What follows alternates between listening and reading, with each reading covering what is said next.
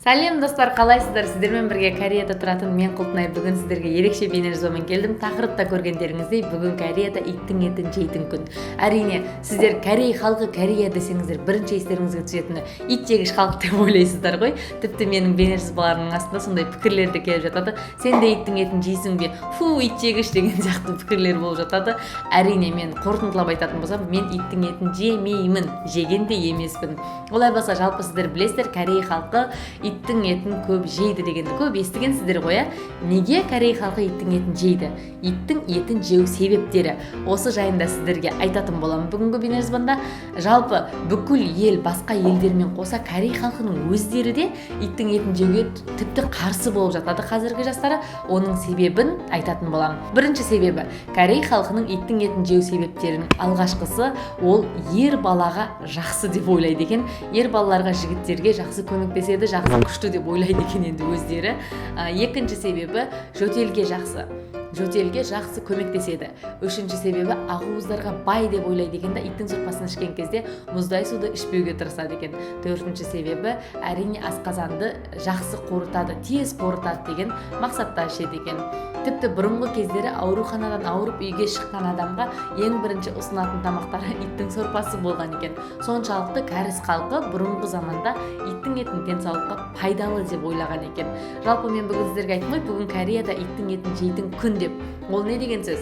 Ол Кореяда боңнал деген бір сөз бар. Боңнал дегеніміз жаздың ыстығынан аман есен шығу. Жаздың ыстығынан аман есен шығуды боңнал деп атайды. Бұл боңнал жазда 3 рет болады. Бірінші 2020 жылда айтатын болсам, біріншісі 16 шілде, 26 шілде және 15 тамыз. Осы 3 күнде Корей халқы иттің етінен сорпа жасап ішеді. Әрине, мен иттің етінен осы 3 күнде барлығы жейді деген сөз емес мен айтқандай. Оның ішінде бұрынғы ата-апалар иттің сорпасын ішуге баратын болса, ал қазіргі жастары немесе иттің етін жей алмайтын жандар, онда бүгін не ішу керек деген сіздерде сұрақ пайда болуы әбден мүмкін. Әрине, олар тауықтың еті. Тауықтың етінен самгетаң немесе такбексук деген сияқты сорпаларды қайнатып ішеді. Олардан бөлек, әрине жағдайыңыз келіп жатса, ешкінің еті. Ешкінің еті де бұлар өте денсаулыққа пайдалы деп ойлайды екен. Ал егерде жоқ, мен ет жей алмаймын, етке мүлде қарсымын дейтін жандар болса, дәл осы боңнальда қарбызды жеуге тырысады екен. Қарбыз да өте көп көмектеседі екен. Ыстықтан аман есен өтуге пайдасы тиеді екен. Олай болса, егер сіздер қазір Кореяға келіп мен иттің етін кез келген асханаға барып тауып жей аламын деп ойлайсыздар ма? Жоқ. Неге? Себебі 88 жылдары Кореяда олимпиада болғанын білесіздер ғой. Сол кезде жоғарыда отырған биліктер шетелден келген азаматтарға иттің етінен асхана деген сияқты көрген кезде біртүрлі бір басқа сезімде болмасын деген мақсатта асханадағы иттің еті деген сөздердің бәрін алдыртып тастаған екен асхананың аттарын. Содан егер де сіздер қазір Кореяға келген кезде иттің еті деп жазылып тұрған асхананы тауып алам десеңіздер, онда қатты қателесесіздер. Ондай асханалар мүлде жоқ. Оның орнына Бошингтан немесе тағы да бір сондай аттарымен қойып қойған. Және де қазіргі жастары иттің етін жейме деген сіздерде сұрақ пайда болуы мүмкін. Жоқ. Әрине, мен 100% барлығы жемейді деп айтпаймын, бірақ көбінесе ешқайсысы жемейді. Неге? Себебі менің жеке өзім көргенім жаңалықтардан митингтер жасап жатады. Иттің етін жеуге қарсымыз деген жылына бірнеше митингтер жасап жатқанын да көріп жатырмыз.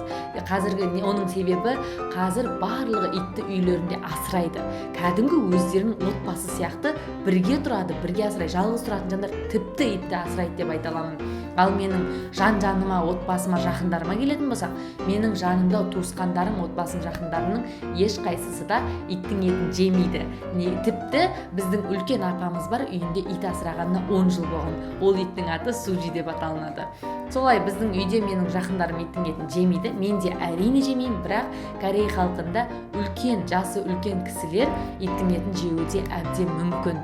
Ал оны да жаңағы мен айтқандай денсаулыққа пайдалы деп, денсаулық үшін жейміз деп өздері солай ойлайды мыс.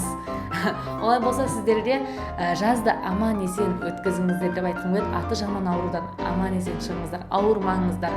Сіздерде витаминдер, иммунитетті көтеретін заттар көп жеңіздер, жеміс-жидектер жеңіздер, ет жеп денсаулықтарыңызға күтіңіздер деп айтқым келеді.